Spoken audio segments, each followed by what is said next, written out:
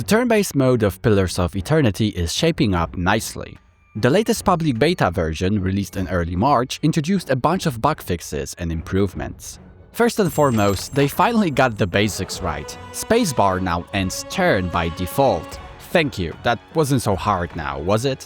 One tip, if it doesn't work for you, restore the default key bindings. Mine were messed up for some reason after the update.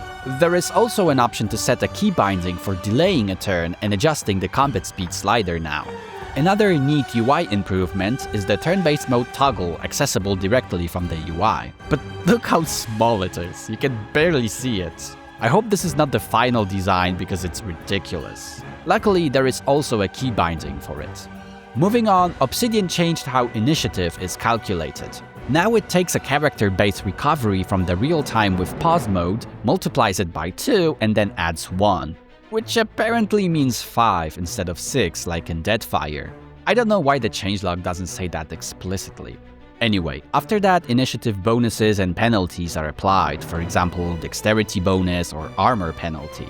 There are other factors too, but they are under an umbrella term other at the moment. In my research, out of combat, these were items. You can check the current initiative in the inventory screen and the character sheet. The tooltip breaks down the initiative value into different factors, but I still wish it was more detailed. Other is just vague. Anyway, if you're unfamiliar with initiative, it determines in what order characters act in turn-based combat. The change to initiative in this update was meant to fix the order in the first turn. Later on, the turn order depends on a variety of other factors, like the weapon you're using. One counterintuitive thing about the initiative is the lower it is, the better, AD&D style. The base value is 5 apparently, and 1 is the best value you can achieve. Obviously, the latest beta version introduced a whole bunch of bug fixes as well.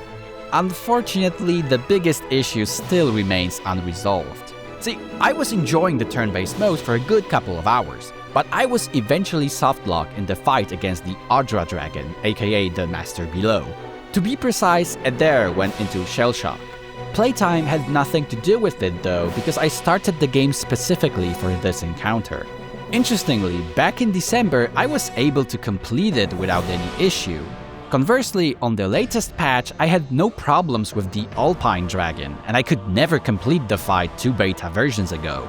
That being said, Obsidian is getting close, but the turn-based mode is still not production ready. I mean, this is great, but I want this.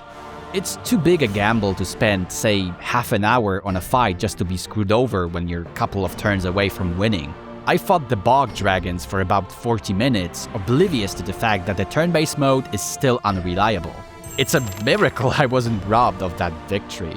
And frankly, I don't understand why they haven't made fixing the turn system a top priority for Aethas' sake.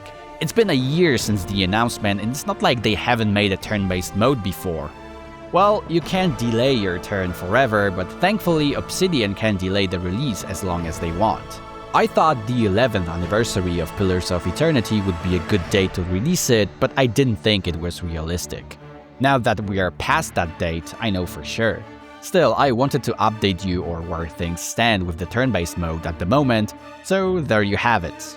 It's a lot of fun when it works, but a huge bummer when it decides not to out of the blue. If you're thinking about replaying Pillars of Eternity or playing it for the first time even, I definitely think it's worth the wait. Thanks for watching, and I'll see you soon. Some big Infinity Engine games retrospectives are coming your way, so subscribe if you don't want to miss them.